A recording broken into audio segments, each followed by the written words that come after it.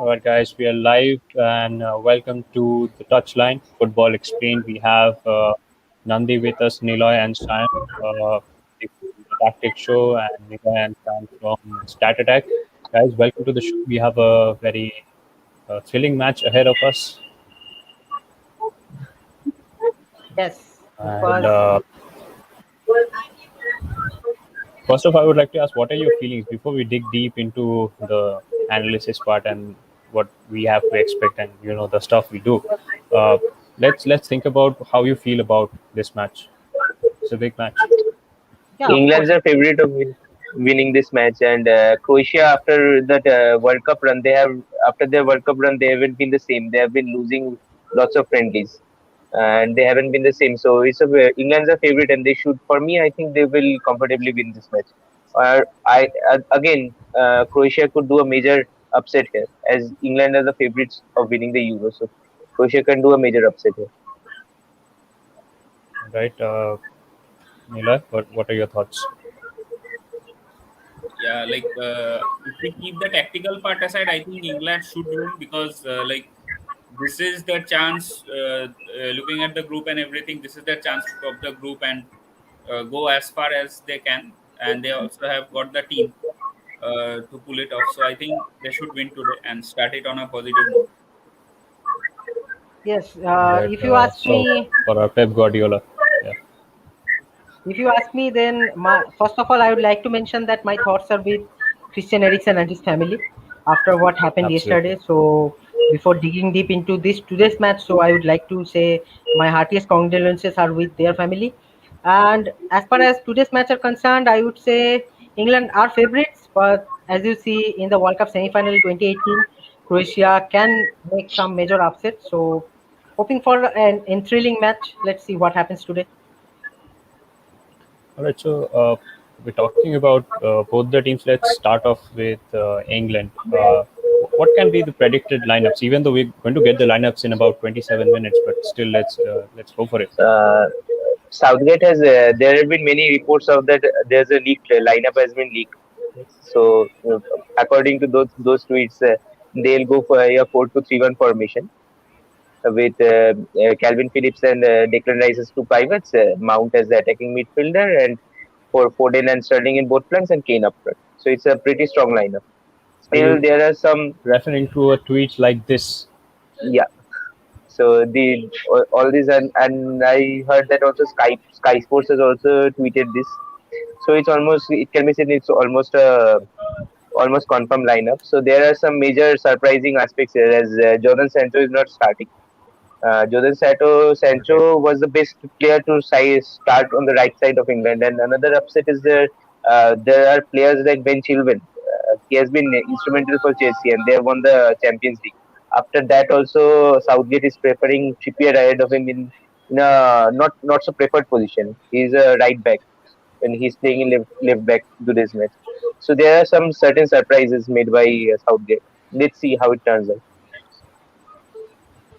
Right, Nandi, can you just explain as Simon spoke about the predicted lineups? So now I see you have a chart here, so let's begin. Yeah, so as Doctor have precisely mentioned that England could go with kind of a hybrid 4-1, 4-1-2-3-1. I mean 4-3-3. So you can see that Rice could be installed as a deep line playmaker, and Phillips could also be with him. So that makes it kind of a 4-2-3-1 as well. So there are too many denominations of this midfield lineup. And the most surprising thing is the inclusion of Trippier as a right back, as a left back rather. Although he has been experimented as a left back in last few matches, but I still feel it's a pretty strange decision from Southgate.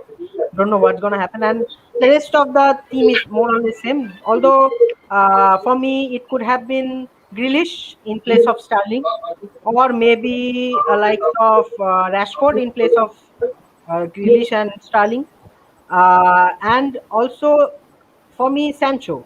Also, Sancho should have started in place of Foden. I mean, I'm not being harsh to Foden. Foden is in some sublime form, but still, I think Sancho would make the cut. So All now the right. predicted lineup has always been there. So I don't know, it's gonna be changed. So let's see what happens. Uh, Niloy, let's give me some insights on how you think England will capitalize, because they are definitely, as I agree with all of you, that they are the favorites on paper at least. So, how do you think England is going to go forward with this match? Yeah, so if we look at the predicted lineups, or if we think about how they can like set their lineups, I think Kramaric would be initially starting from the right flank, but he's the kind of player that tends to move inwards, move in field, and play in half spaces behind Rebic, while Modric takes the other side. So the right flank could be open for England, to take control and attack. So that is one of their vulnerabilities. Uh, Varsalko is a decent player, but if he stays back, like it's a double-edged sword for Croatia, because if he stays back, he has to face 2v1 in that scenario, because Foden would be closing up on him and probably Mount even. And if Trippier also decides to join the attack, so it would be very difficult for him to handle. And there's a chance also that they might get caught on the break if Varsalko pushes too far up forward and goes to track back, as we have seen him do in many matches for Atletico. He has been defensive weak link for Atletico's strong defense. That like he has at times pushed forward, overlapped, and failed to come back, and Atletico have scored, conceded down the right flank.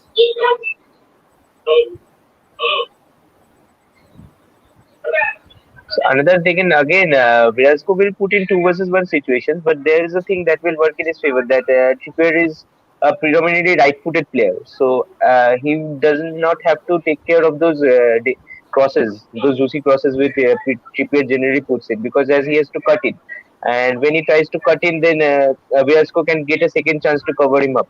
So it would act as an advantage for him. All right, that makes sense.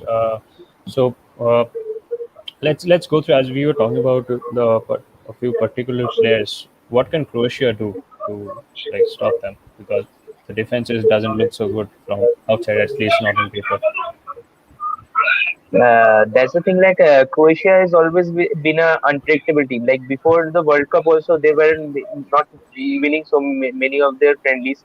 Even I think they sacked their manager, and Dalic was appointed. After that, Dalic I think played 3 friendlies, out of which he lost 2. So Croatia weren't favorites in World Cup, but they did very well and they had a magical run and went to the finals. So they can cause upsets in this Euro also.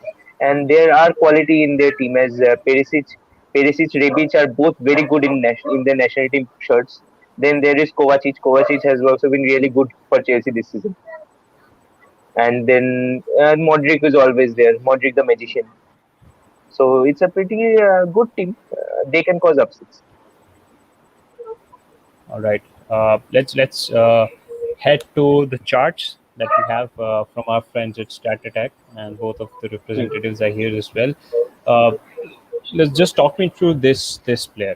Just Okay, talk me through this player. What Kaletakar can is this the player do? Marseille. What should expect? Yeah. Yeah, he's the Marseille defender. So I think the Marseille wasn't doing very well in the first half of the season. After they appointed Sampaoli, they have been doing really well, and Kaletakar has been instrumental for his side. They were like 8th or 10th at the first half. Then they climbed up to 5th in the end of season. And this guy has been really good defensively, as we can see from his stats, that almost the per 4.45 interceptions per 90, and there are defensive duels, 5 defensive duels per 90s. Successful defensive duels 8.44. So these things are really good. Means these stats are really good. Like he has been really good in intercepting balls and doing major last man tackles.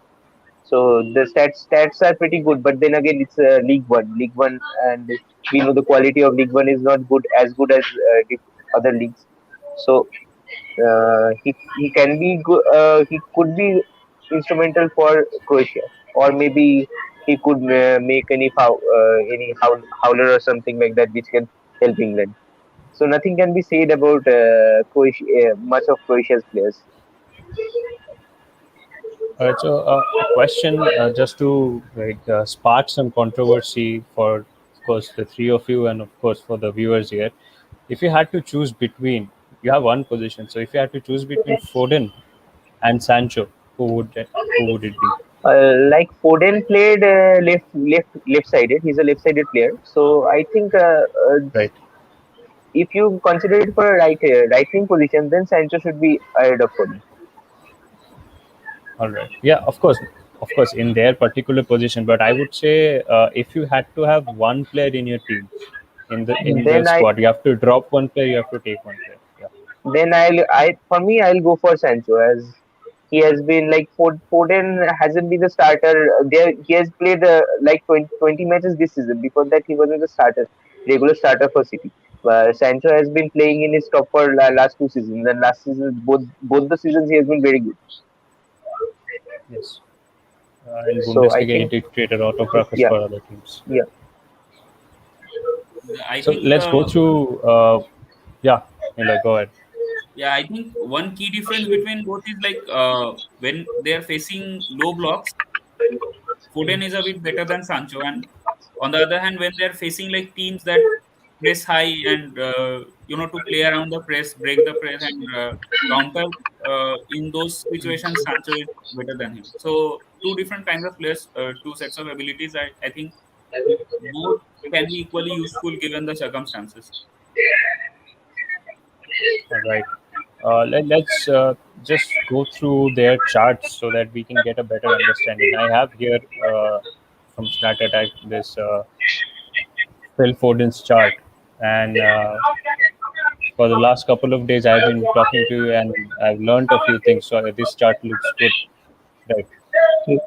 Like the first at the non-penalty goals percentile 94%. So it shows that he's a real menace in the box and create lots of if put through. If he gets any half chance, he can convert it. And from his playing style, we also know that he loves to dribble pass. Like, he will show his back.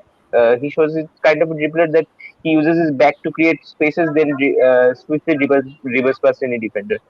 So then his passing ability is also really good, and Pep has to be really appreciated for developing this player into so one of the best youngsters in England right now. All right. Let's go to Sancho then. Let's talk about him. Like the play of Sancho is a bit different from Foden. We can see that Sancho does not make so many runs in the box or takes too many shots like Foden does. So it can be seen that his percentile is lower for non-penalty goals and expected goals, 70 and 72. But then his crossing and passing ability is really good. His assist is 98 percentile. Shot creating actions is 96. So he's a very really good chance creator. And as Kane has been the highest goal scorer and highest assister of Premier League, he will provide lot of chances for Kane. And the partnership would be really a dangerous duo for England. But again, Southgate is not preferring today this match according to the reports. So let's see. Niloy, as you said, both are different sets of player, different qualities. So, what do you have to say in case of Sancho here? How can he be effective? Like as I said, like Sancho is very good against teams that that press high and maintain a high line. So his pace is very useful there. As we see in Bundesliga, there aren't a lot of teams that play a low block and sit back and defend there. So his qualities best manifest there. And as Doctor pointed out, playing like Sancho combining with Kane would be pretty lethal for Croatia. So I hope he gets subbed in the second half, and like we can see some of that magic. And definitely, Kane also has had a good season this time, not only as a scorer but also as a creator. So like, and in the chart, even in the chart, we could see that Sancho's progressive carries and progressive passes are in the 90th percentiles. So I think both of them can combine and uh, you know give us something worth watching. All right. So, as Nandi is clearly having his evening tea, and I don't want to disturb him, but can you just explain uh, the dynamics of the match, how the players will be moving around. Yeah, sure. Let me share my screen with you for that. Uh, yeah, I guess it's audible. Mm, is it visible to you? Please confirm. No, no, no. We've not shared it yet. Yeah, sorry for that. Yeah. So I guess it's visible now, right? Yeah, it's visible. Yeah. Go ahead. Yeah. So if we look at England's transition, so we can see that both the center backs will spread down. I mean, it's pretty basic for any team which plays a four at the back. The likes of Rice will come to make it a 3-3 man, so they can have a more passing options here and there. Both the fullbacks will move up, so they can even have further have better passing lanes, so to clear the transition phase. And then the likes of Mount, he who has the ability to dribble past the midfield, can be taking a midfield role behind Kane, or maybe he will sometimes assist the likes of Kane. Sterling's ability, we all know about that. Sterling can be lethal on the wings. He can cut in and he can also drop down sometimes to take on those players. He can also be very effective on the half space areas. But his form was not that good this season, and he has missed a lot of sitters. So I'm not really impressed with him. The likes of Foden will have the ability to take on one versus one on with players like Borisic, and Borisic's attacking ability. So he might be a bit vulnerable against Foden or maybe Sancho. Both, I mean, both have a similar kind of playing ability. So both can dribble 1v1 and can take on outside and make some crosses, or maybe cut in and try to shoot sometimes as well. The likes of Phillips will be assisting Rice. I don't think Phillips will be like a box to box midfielder, but he could be like a deep line playmaker. So here, Rice and Phillips will make defensive support as well as playing some assists for the Mount or maybe the wing backs. So in the midfield phase, you can see that England midfield always likes to stay close, so they could easily track players. And I don't think the likes of Walker would be too much higher, because as you've seen in Pep Guardiola's lineup, Walker always tucks infield, so it makes it three at the back at times. Then Trippier will be. I'm still doubting Trippier's ability to cross from the left, because he might have to cut in, at Dotto mentioned, and cross into the box. So which might impede him to make those lethal crosses, which he could be done from the right side of the pitch. So maybe if Trippier goes up, this can be the three at the back, and Mount would move something like this. And obviously, if we can't mention Kane, then that would be a sin. Kane's ability Hmm. of laying off would be phenomenal. That would be using the pace for the likes of Sterling or Foden to go past into these half spaces and exploit these kind of zones. As we see that the central midfield area, central defensive area of Croatia has a bit of vulnerability due to individuality of the defenders. So there might be some chance for England to capitalize. Don't you think this team is taking a bit of defensive approach for this match? England or Croatia? What are you trying to say? Yes, Please explain. England. Okay, England. Yeah, England.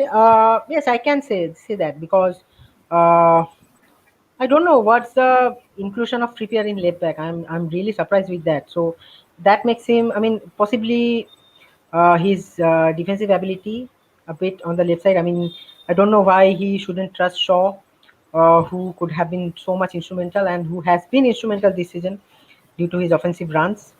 And as far as defensive approaches are concerned, yes, they are a bit defensive with two of them. I mean, I think Phillips would have been dropped off, and Foden could have started in this area with Mount, so that would have made it a more attacking. And possibly, in my approach, Phillips could be instrumental to break down the lives of Modric and Kovacic. Croatia's midfield will be a bit dominant. They have some experienced players, so maybe that's why they are trying to. I mean, Southgate is trying to counter their midfield. That's why he's trying to play a bit defensive in the midfield zone, but the play in the wing area or maybe the wing back area would be a bit like England does normally. Okay, okay.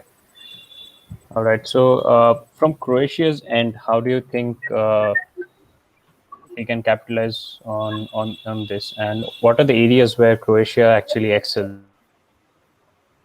Okay, so we have to go back to that screen as well.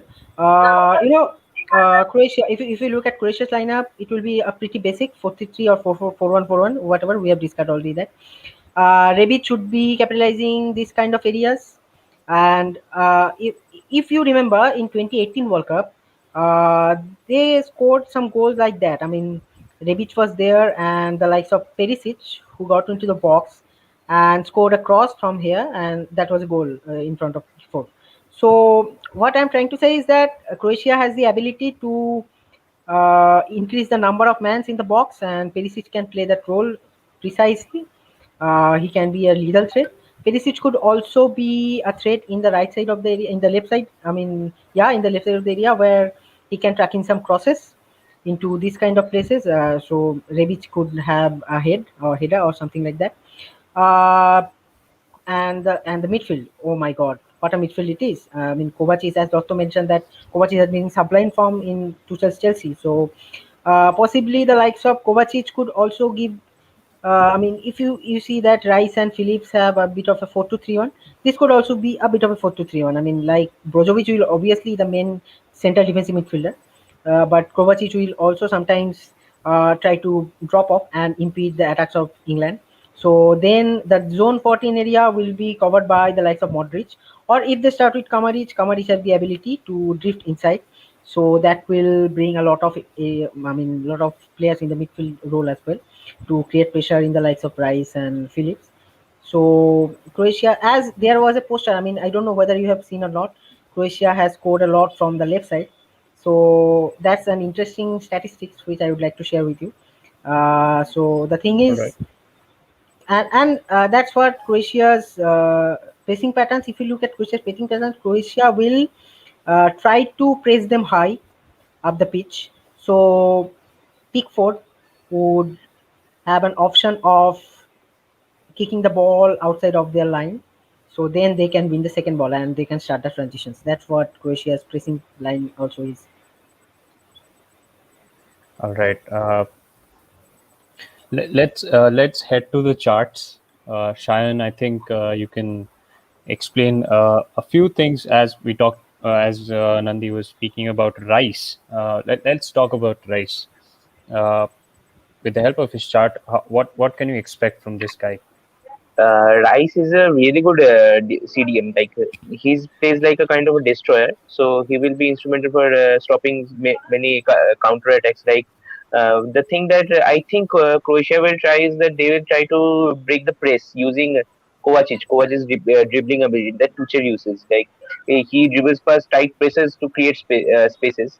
So the Declan Rice will be important to in handling Kovacic and Kovacic's runs, and other things like Declan Rice will also be very important in stopping those runs from Modric, as in we have seen in the World Cup that um, Modric makes runs in the boxes, so Declan Rice could be there. Another thing that is another problem that I can say about England is their main or the strongest defender is Harry Maguire, and his loss is him not playing is a big loss for England. So Declan Rice will take that three in defensive phase, as Nandi said, that he will play as a third centre back and extra protection. So it will be very crucial for England, and he'll be one of the main player in England's defensive side.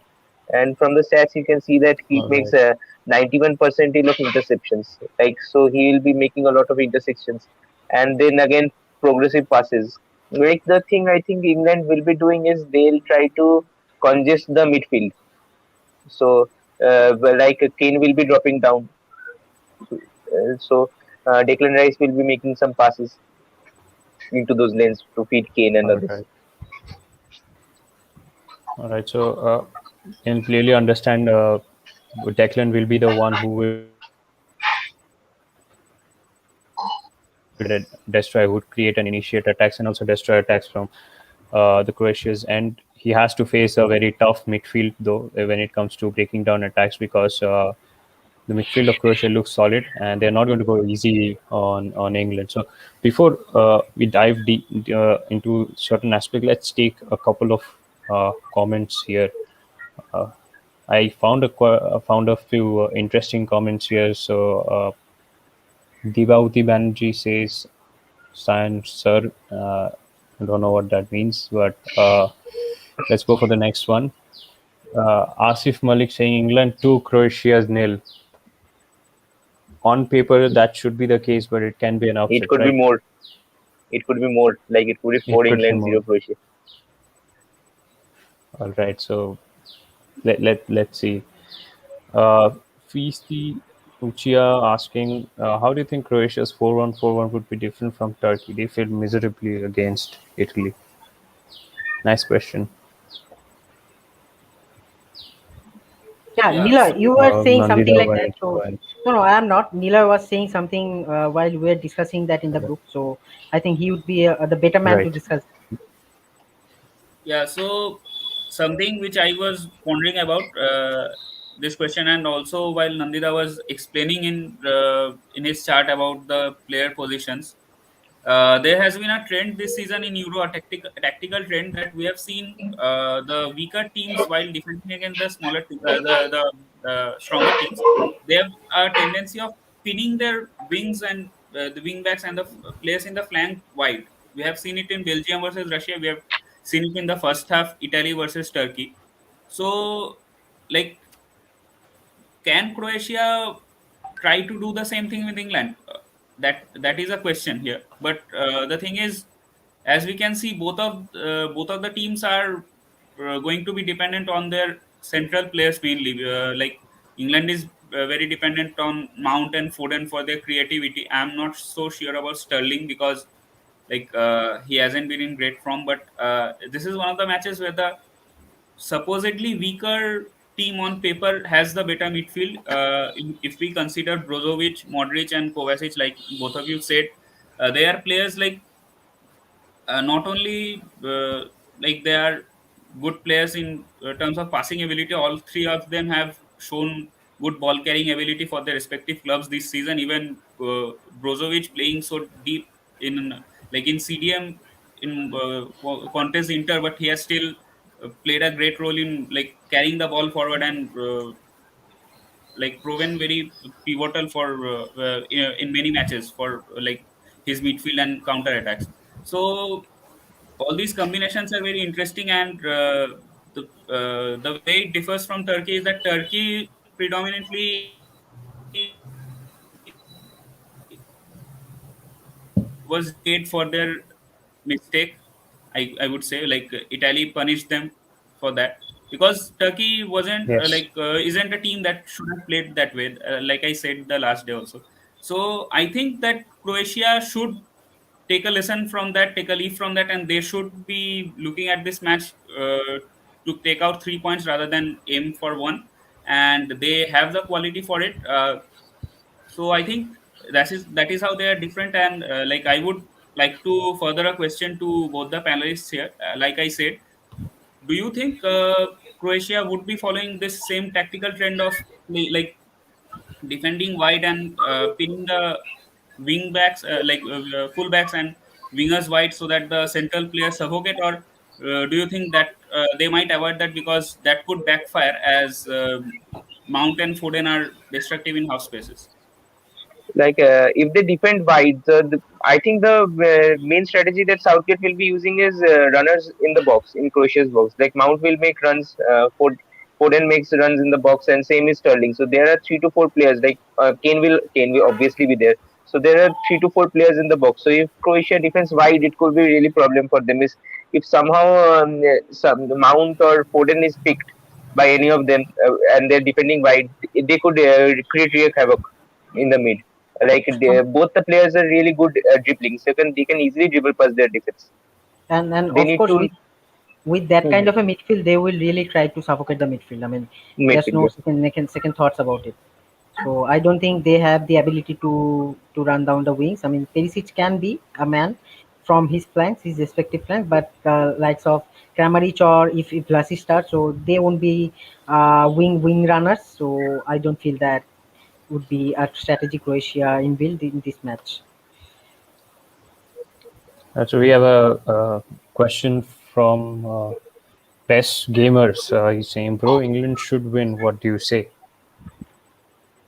So I go don't ahead. know who it is, but yeah, I mean, if you are an England fans, then obviously, like me, then obviously you can think that England will win, and we all hope that England can win and take the revenge of the 2018 semi-final. So that's what it is. It won't be easy. Definitely, it seems we the squad has been declared. So let's go to the squad of England, and guys, this is what we have now. Okay, this looks interesting. Yeah, So so as this we is the thing So predicted, that this is what Kieran Trippier I will was start in predicting. this the left. Kieran Trippier is there, and it seems Yeah, he is the left back. yeah, Yeah, Kyle Walker is playing right. Correct. And we have also got the Croatia lineup as well. I'll just pull it up in a few minutes. I'll also press gamers with the Z. I'll just wait. We'll take your questions. Just we'll go through the Croatia lineup before that. Yeah, this is how Croatia is supposedly lining up. I think it's a good start to it. For the Brozovic side, you know, it's good, I think. They are going to compete really good yes, yes. against teams It's like the They're same England. as putting the. putting up their best lineup for me. Yeah. Yes, And also, Definitely. it's the same we as we predicted. Like, but the thing is, Boris would have started in place of Gabriel. Yeah, yeah. That's what I feel. That's an area of, England could exploit. I don't really correct. understand the point of not selecting Barisic after playing him in almost every friendlies. Absolutely, absolutely. Exactly. So And then that's the again, lineup. the Let's yeah. Wait. I'll just pull up the lineup again. You can explain. Yeah, yeah, sorry for the that. again, I think there will be key player. One of the key player will be Orsic, as he'll be the substitutes. He will be substitutes, and he has shown this season that he scored a hat trick against Spurs. So he will be a good substitute. He will be coming up against Kramaric, and Rebic will be moving right up. If this lineup doesn't work, the first change I think Orsic will come. All right, that makes sense. Let's head down to the comment. I think I have an interesting found out interesting comment from Pez Gamers here. I don't know what he means by this. You speaking English is just lethal. Bro, we are Indians. We don't speak English. So Yes, you have to bear with us. We don't have a European or US or UK accent where you can't really understand what they're talking about. But yeah, this is the Indian accent. And if you want to watch this beautiful and candid show, this is, you have to deal with this, brother. Can't help it. Uh, now, let's go to the business end of this show, which is this. This really is the business end of the show, I think. yeah, yeah. That's Most what I Croatia was goals saying come about. down the left and right. Yeah, that's what I was saying while discussing about Croatia. These are legends, man, who actually make this stuff up. And Yeah, of course, absolutely. uh, Best Gamer is saying he's also from India. Then how the hell are you actually commenting on our accent? Anyway, man, it's good that you're connecting with us. Thank you Yeah, for being a viewer, Best Gamers. And yeah, so it's coming down to the business end of the show. Let's go for the predictions. yeah. Let's For start me, with For our personal Pep Guardiola. Yes, Nandi, talking about you only. so it will be a 2-1 for me. From England side, I think Kane will score one, and in second half, Rashford will come in place of Sterling, and he will score one. And from Croatia side, either Modric or Rebic will score one. All right. Shayan, 4-1 for England. 4-1 for England. Had, All right. Harry Niloy. Kane, Harry Kane and Mount getting braces, and Kovac is scoring. All right. Niloy. I don't know how I they are so think specific about the scorers as well. Yeah, it's a bit of Premier League Yeah, bias. Niloy, You go can ahead. see that. You can see that it's a Yeah, Premier that, League that's what I'm bias. feeling. I Yeah, think as Niloy, the go ahead. poster said, and even in the last time they faced in World Cup semi-finals, Perisic has scored. So the left wing has got to be lethal for Croatia. But I would keep the scoreline at 2-1 to 3-1 max. England should win. If they don't win, it would be like a mishap. So I think England should win 2-1 or 3-1. And one thing that I remembered, and maybe why Southgate has gone with Trippier in place of like two good fullbacks in perfectly good fullbacks in Shaw and Chilwell, who has had good seasons. Maybe he is a bit superstitious about the last time they faced Croatia and fell short. Trippier was the one who scored, so might be a superstition, and superstition plays part in football. So that might be one reason. Absolutely. Big time. Yeah. From my end, Feast Future is saying 2-0 for England. So from my end, I have to make it more competitive. I'll go for a 1-1 draw. Harry Kane getting on the score sheet and Perisic getting on the score sheet just because he played a season in Bayern Munich. That would be the reason. And before we end the show, I would like all the viewers to check out the description where you can find links to the tactics show and Stat Attack Tactics show. You can find proper, in-depth analysis of the strategies and tactics, as the name says. You can learn a lot there. And for Stat Attack, if you want insane stats, deep down stats. So you can go there. They have a brilliant Twitter handle where they have detailed statistics of various players, Indian, European players, you name it. So do be sure to check them out. And before we leave, we have the most important question in the comment section. We won't take more than a minute for this, and no argument is going to happen, or no fight. Deal? I think we have a deal here. Messi or Ronaldo? That's the question. It's time to quit the show. I think it's time to go home. Yeah, just anyway, just without any kind of argument but anyway, whatever we say, I think the comment section might just blow up. But we won't take any more comments. This is the last one because it's a very controversial one. Nandi, let's go ahead. I think I know the answer, but still, I want to hear it from you.